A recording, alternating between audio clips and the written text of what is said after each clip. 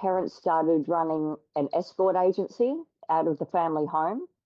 So in our lounge room, there were 3 separate phone lines. These phones would ring anywhere from like 6 in the evening until 4, 5, 6 in the morning, depending on how busy the night was. Mum found out all of this about him, and she soon started using heroin herself. I'd always ask my mum very often, could I try it? You know, could I have a snort? And she'd always say no. Until one night she said yes. And I tried it that first time, and that really was the beginning of the end for me. I don't know, that part kind of made me emotional. Having experienced, I've had 2 relationships with addicts and understanding, like most people, unless they are under the roof or really heavily entwined in an addict's life, has no idea what that looks like. As I'm leaving the hotel, all these police run out at me. When I was in the hotel room, there was a cop hiding in the cupboard with a recording device, recording everything that was being said. I got him to make me up a calendar, which he would insert 15 grams of heroin in this calendar. To anybody, it just looked like a calendar. He had done a run to Australia with a kilo of heroin. He got busted at Darwin Airport. So the police said to him, who are you doing the run for? And he said, me, which was bullshit. What I thought was happening was I thought we're getting robbed, because you get told all the time, be careful, foreigners get robbed a lot. So the police took my friend back to his apartment. They found 120 grams there, a gun, and a couple of bottles of methadone that was in the fridge. One night, late one night, I could hear a cop talking to my co-accused next door in the cell.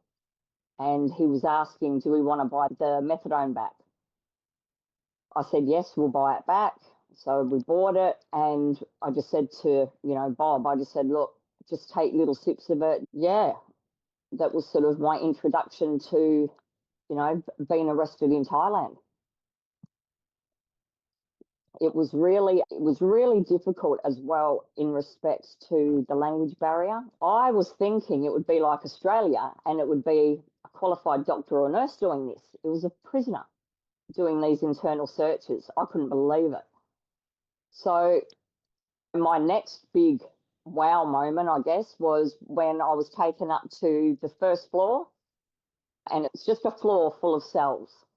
The walls come up to about waist high, and then it's all bars. So when you're in one cell, you can actually see through to all the other ones. There weren't any. I was the only foreigner in that cell of 120 women. And I said, does anyone here speak English? One Thai lady put up her hand. She said, yeah, I do. There was one toilet in that cell for 120 women, a toilet in the ground. So my first night was pretty shocking, to say the least. I was realizing that this is going to be my life for a very, very, very long time.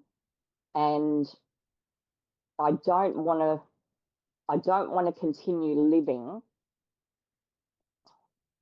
like numbing, astonishingly to me and many other people. I walked out of those prison gates and walked back into life like I'd never been away. Look, I got on about life. I thought I was going quite fine. After being out for about 2 years, I started waking up in the morning crying my eyes out. And that freaked me out, because that's never happened to me before. But my friends and family could see something that I couldn't, and pretty much said to me one day, you need to go back on your medication, like, you're a bitch. So because I've had lived experience, I can relate to these guys and women, and that's really helpful for them, because they find it really hard to sit down and talk with somebody that hasn't walked the walk or talked the talk. Look, I absolutely love my job. It's a joy to go to work every day.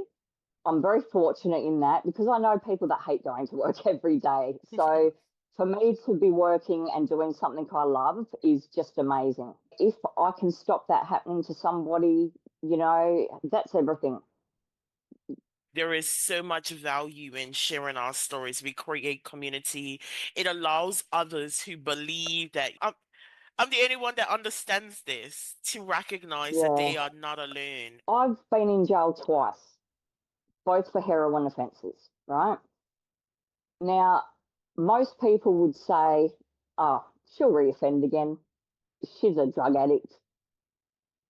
But I was given a chance and I have turned my life around. I had been with a cocaine addict, and I, at that point, never been around anybody that had used. Like my uncles were users, but I had never been exposed to that growing up.